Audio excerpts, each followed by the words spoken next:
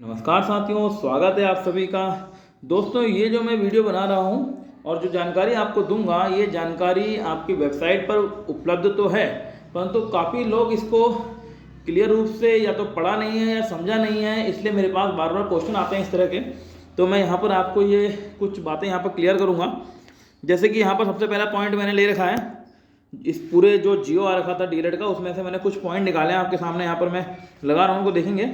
तो पहला पॉइंट देखिए, यहाँ पर जो तिथि जो है कि कब एग्जाम होगा, कब रिजल्ट आएगा, कब काउंसलिंग होगी, ये दे रखी है। तो अगर हम इन तिथियों की बात करें तो इन तिथियों पर काम नहीं हुआ है, इससे लेट ही काम हुआ है। जैसे कि हम सबसे पहले यहाँ पर आपको देख रहा है कि भैया डीएलएड प्रवेश परीक्षा की प्रारंभिक तैयारी, आवेदन पत्र, सूचना विवरण का ये जो भी जो दे रखा है, ये ऊपर की चीज़ है। उस समय मैं इसमें टच में था भी नहीं, तो मुझे ज़्यादा मालूम भी नहीं कि टाइम पे आया या नहीं आया। परंतु जब से मैं टच में, तब से मैं अगर बात करूं तो परीक्षा का आयोजन से बात करते हैं, जो कि दे रखा था मई माह में द्वितीय शनिवार को। परीक्षा तो मई माह में हुई, पर द्वितीय शनिवार को नहीं हुई है, 25 तारीख को परीक्षा हुई है, ये आपको मालूम है। यानी कि परीक्षा लेट है।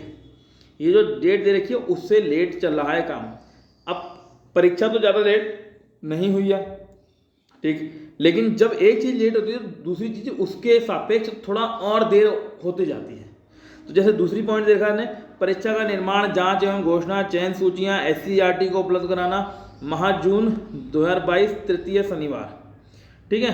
अब जून माह में ये कह रहा है कि तृतीय शनिवार में ये इसका क्या कहते हैं, रिजल्ट की घोषणा कर देंगे। तो तृतीय सप्ताह तो मुझे इसका नहीं लग रहा कि, क्योंकि जब इन्होंने द्वितीय शनिवार मई का बोला था तब क्लियर नहीं करा, तो तृतीय सप्ताह इसका क्लियर करना मुश्किल है, क्योंकि 12 जून तक तो आपसे आवेदन मांगे हैं। उन आवेदन को, जो वो प्रत्यावेदन मांगे हैं, वो प्रत्यावेदन की जांच होगी कि उसको सही किया जाएगा। तो मेरे ख्याल से टाइम ये तृतीय नहीं, यहाँ पर चतुर्थ सप्ताह लग जाएगा। और मैंने बोला था लास्ट जून में आपका ये काम हो सकता है, ठीक। यहाँ तक कोई समस्या नहीं। समस्या मुझे यहाँ से थोड़ी सी आगे आती है, जो ये कह रहा है अभ्यर्थन की जांच जनपद आवंटन हेतु काउंसलिंग, जो कि SCERT कराएगी, वो जून से जुलाई। तो ये मुझे थोड़ा सा समस्या लग रही है, क्योंकि मैं अपना अगर पुराने अनुभव की बात करूं तो इन्होंने कभी भी काउंसलिंग टाइम पे नहीं कराई है। भले इन्होंने डेट कुछ भी दे रखी हो, परंतु इन्होंने कभी भी काउंसलिंग टाइम पर नहीं कराई है। ये जो जून जुलाई बोल रहे हैं, जून तो भूल जाइए, जून में तो कहाँ कराते हैं। हाँ, जुलाई में अगर करा दी तो करा दी, पर मुझे लग नहीं रहा, क्योंकि इनका पुराना रिकॉर्ड जो है वो जुलाई का मतलब इतनी जल्दी कराने का नहीं है। इनका रिकॉर्ड जो है वो रिकॉर्ड ये है कि ये 1 जनवरी से प्रारंभ करते हैं सत्र। अगर ये उसी रिकॉर्ड पर कायम रहना चाहते हैं तो ये आपका इतनी जल्दी काउंसलिंग नहीं कराएंगे। थोड़ी यहाँ पर मुझे इस चीज़ में समस्या है। वैसे भी आप देख ही रहे हैं, जो इन्होंने डेट बोली है उससे आगे जा रहे हैं। तो ये जुलाई लास्ट या अगस्त तक मुझे लग रहा है कि हाँ, ये काउंसलिंग इतने में तो करा सकते हैं कि जुलाई लास्ट या अगस्त तक। पर ये जो जून जुलाई का मतलब कि जुलाई के शुरुआत में हम करा देंगे, ऐसा लक्षण इनके लग नहीं रहे। अब बाकी आप लोगों का नसीब अगर तेज होगा, जल्दी जल्दी काम होगा, तो फिर वो बात अलग है, परंतु इनके लक्षण ऐसे नहीं है। चलिए, ये कोई इतनी महत्वपूर्ण यहाँ पर जानकारी नहीं थी। जानकारी जो आगे है पन्ने में ले रखे हैं उसमें है, ये ध्यान देंगे। अभ्यर्थी की आयु प्रशिक्षण आरंभ होने वाले वर्ष की प्रथम जुलाई को 19 वर्ष तथा 30 वर्ष के बीच, मतलब 19 तो छोड़ो, 19 की जरूरत नहीं, ये 30 वर्ष दे रखा है। मैक्सिमम एज आपकी 30 साल इसमें है, ठीक है, 30 साल इसमें है। ये जनरल की बात हो रही है, सभी लोग ध्यान से सुन लेंगे, पूरी तरीके से ध्यान से इसको सुनना है। ये किसकी बात हो रही है? ये बात हो रही है जनरल की। नहीं तो अभी क्या कहते हैं बच्चे, कहेंगे सर OBC SC ST इस तरह से कमेंट देके जाएंगे। तो हर कैटेगरी में जो छूट मिलती है, देखिए यहाँ इसने लिखा है, इसने क्या लिखा है, आरक्षित वर्ग के अभ्यर्थियों को क्रमिक विभाग के शासनादेशों के अनुरूप अधिकतम आयु सीमा में छूट दी जाएगी। न्यूनतम आयु सीमा में किसी प्रकार की छूट नहीं होगी।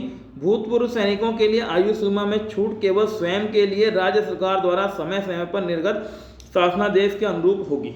तो जो भी गवर्नमेंट के आदेश हैं, जो भी हमारे वहाँ का शासनादेश है, जितनी छूट मिलती है जिस कैटेगरी में, ये केवल उतनी ही छूट आपको प्रदान करेंगे, एक्स्ट्रा कुछ नहीं।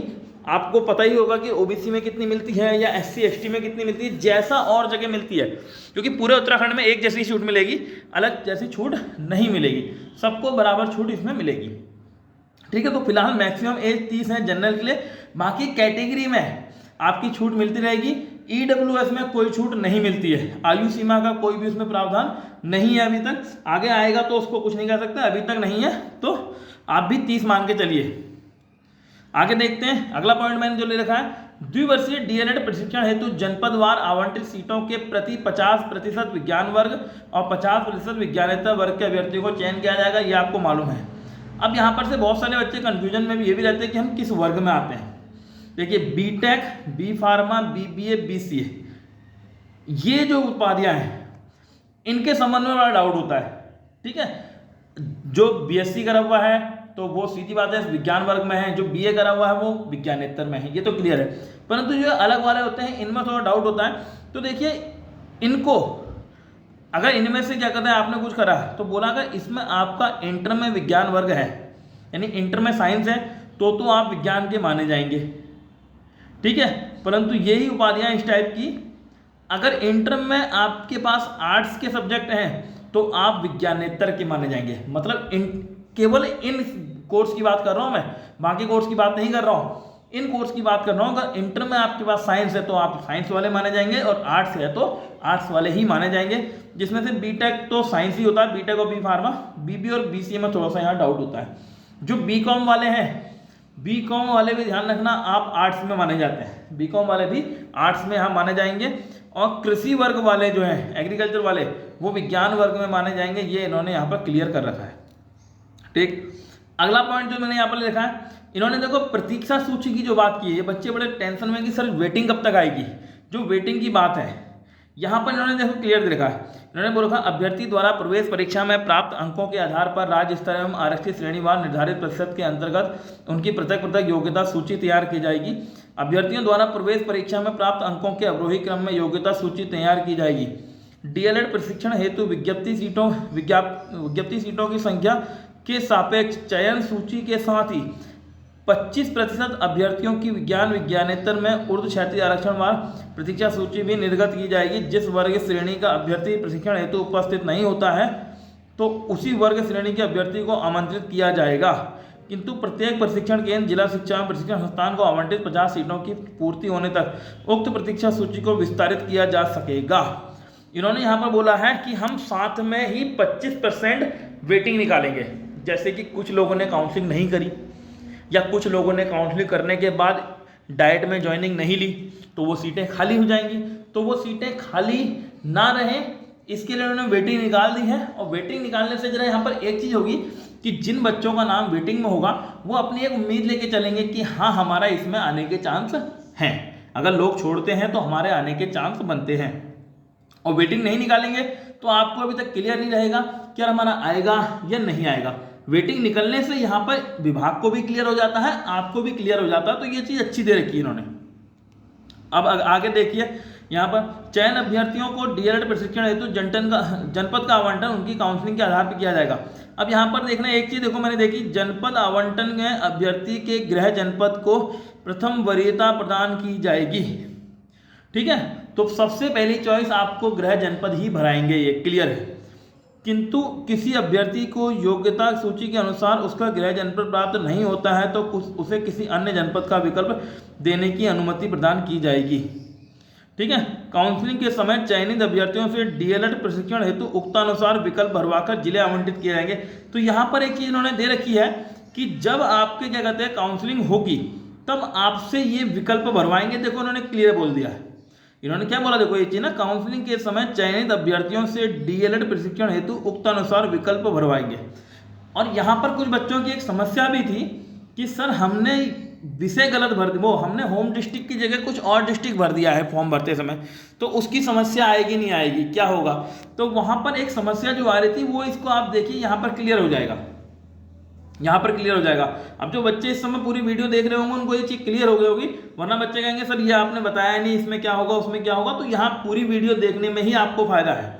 कभी कभी बच्चे पूरी वीडियो नहीं देखते हैं, स्किप करते हैं तो ये पॉइंट निकल जाते हैं। तो यहाँ पर जो इन्होंने लिखा है उसके अकॉर्डिंग यही क्लियर होता है कि काउंसलिंग के समय आपसे जिले भरवाए जाएंगे। अगर आपकी पहले कोई गलती हो गई है और वहाँ पर उन्होंने जिले भरवाए हैं, ध्यान से सुनेंगे मेरी बात, उन्होंने जिले वहाँ पर भरवाए आपसे नए, तो आप पुरानी गलतियों का जिक्र ना करें। अगर पुराने वाले जिले आपके जो भरे हुए हैं वो दिखाते हैं और आपकी गलती हुई है तो आप एक एप्लीकेशन वहाँ पर लगा सकते हैं। ठीक है, अपनी अपनी एप्लीकेशन वहाँ लगा सकते हैं, उससे काम हो जाता है, क्योंकि गलती इंसान से ही होती है, कोई ऐसा तो है नहीं, भगवान तो हो नहीं कोई भी कि नहीं जी तुमने गलती कैसे कर दी। ठीक है, इंसान से गलती हो जाती है, तो वो उसका भी विकल्प होता है। एप्लीकेशन लगा के आप अपना विषय सही, वो क्या कहते हैं, अपना डिस्ट्रिक्ट सही कर सकते हैं। परंतु जो इन्होंने लिखा है कि हम वहाँ पर डिस्ट्रिक्ट भरवाएंगे, और जैसा मैं अपना अनुभव बताता हूँ, हमसे भी डिस्ट्रिक्ट वहाँ भरवाए थे कि पहला होम डिस्ट्रिक्ट भरो, उसके बाद तुम जो मर्जी वो भरो। तो वही अगर ऑप्शन आपसे मिलता है काउंसलिंग का सिस्टम में, तो इसका मतलब आपको दिक्कत नहीं होगी अगर आपका कुछ गलत भी हो गया है तो। ठीक है, ये बात क्लियर हो गई। आगे बढ़ते हैं। यहाँ पर कुछ नियम इन्होंने जो दे रखे हैं, द्विवर्षीय डीएलएड प्रशिक्षण हेतु प्रविष्ट अभ्यर्थियों के प्रमाण पत्रों का सत्यापन जिला प्रशिक्षण संस्थान यानी कि डायट द्वारा कराया जाएगा। भाई जो भी आपके डॉक्यूमेंट हो बिल्कुल ध्यान से आपको लेने हैं, कोई भी फर्जी नहीं बनाना है। अगर आप फर्जी बनाते हैं तो आप पकड़े जाएंगे। जब फर्जी आप क्या बनाते हैं, देखो मैं बताऊं फर्जी आप क्या बनाते हैं। फर्जी में आप क्या बनाते हैं, जैसे आपको कैरेक्टर सर्टिफिकेट बनाना होता है, ठीक है, कैरेक्टर सर्टिफिकेट आपको जब बनाना होता है तो आप क्या होते हैं, यार कौन धक्के खाए, एक फर्जी बनवा लेते हैं। वो गलती करते हैं ना, जब वो वेरिफिकेशन के लिए आता है जहाँ से आपने भरवाया, तो वो बोल देंगे भाई हमने तो भरवाया बनाया नहीं है कैरेक्टर, तो आपका वहाँ डॉक्यूमेंट फर्जी हो जाता है। बाकी हाई स्कूल इंटर सबने किया है, उसमें कोई फर्जी है नहीं। आप सबसे बड़े जो फर्जी वाला करते हैं वो कैरेक्टर बनाने में करते हैं, तो वो ना करें, तरीके से बनवा लें अपना कैरेक्टर। ठीक है, पहले भी उसके चक्कर में कैरेक्टर ही खराब हो जाए पर। ठीक है, प्रमाण पत्र फर्जी कूट रचित पाए जाने पर प्रवेश निरस्त करने के साथ कानूनी कार्यवाही भी की जाएगी। लो भाई कानूनी कार्यवाही कह रहे हैं, हालांकि ऐसा नहीं हो रहा है कि कानूनी कार्यवाही करें, लेकिन फिर भी कर सकते हैं। और इस आशय का शपथ पत्र भी अभ्यर्थी को जिला शिक्षा और प्रशिक्षण संस्थान में प्रवेश के समय जमा कराना होगा। ठीक, ये कुछ चीज़ें और जो है ना डीएलएड में काउंसलिंग के बाद की क्या कंडीशन होती हैं, वो मैं एक वीडियो बना के आपको और क्लियर करूंगा। फिलहाल अभी जो जियो में था वो बता रहा हूँ। द्विवर्षीय डीएलएड प्रशिक्षण हेतु प्रत्येक जनपद के जिला शिक्षा और प्रशिक्षण संस्थान की क्षमता की सुविधा को दृष्टिगत प्रतिवर्ष 50 अभ्यर्थियों को प्रवेश दिया जाएगा। प्रतिवर्ष यहाँ पर इन्होंने ये जो चीज़ लिखा कि अब हम हर साल 50 करें, मतलब ये कि अब ये हो सकता है कि अगले साल फिर ये जल्दी फॉर्म आ जाए। तो यहाँ पर मुझे इस चीज़ को लग रहा है, मुझे इसको और क्लियर करना पड़ेगा। ये जो 50 हर वर्ष कह रहे हैं प्रतिवर्ष देंगे, तो ऐसा मुझे लग नहीं रहा, लेकिन मैं इसको और क्लियर करूँगा। अगला है वैश्विक महामारी, अगर कोविड-19 के दृष्टिगत कोई भी परिस्थिति होती है तो उस समय आपका ऑनलाइन शिक्षण कार्य कराया जाएगा। अच्छा, यहाँ पर देखो एक चीज़ क्लियर लिखी है, द्विवर्षीय डीएलएड प्रशिक्षण प्राप्त अभ्यर्थियों को प्रशिक्षण उपरांत राजकीय सेवा में सेवा आयोजित किए जाने की कोई बाध्यता नहीं होगी। मतलब आपसे ये यहाँ पर लिखा हुआ है कि हम आपको एक डिप्लोमा करा रहे हैं, हम आपको नौकरी देंगे, इसकी कोई गारंटी नहीं है। परंतु इसने एक चीज़ जो साथ में लिखी है वो देखिए, वो बढ़िया है। किंतु तत्समय प्रचलित सेवा नियमावली में विहित न्यूनतम प्रशिक्षण अन्य निर्धारित योग्यता धारित करने वाले अभ्यर्थियों को ही नियमानुसार सेवा में लिया जाएगा। मतलब कि सेवा में आपको लेने के लिए ही ये डीएलएड कराया जा रहा है। ये डीएलएड आपको नौकरी देने के लिए ही कराया जा रहा है, परंतु ये बाध्यता नहीं है सरकार की, नहीं जी हम तुम्हें कंफर्म देंगे, तुम अपनी तरफ से कि मान के चलो कि हमें नौकरी मिल गई है, ऐसा इसके लिए सरकार बाध्य नहीं है।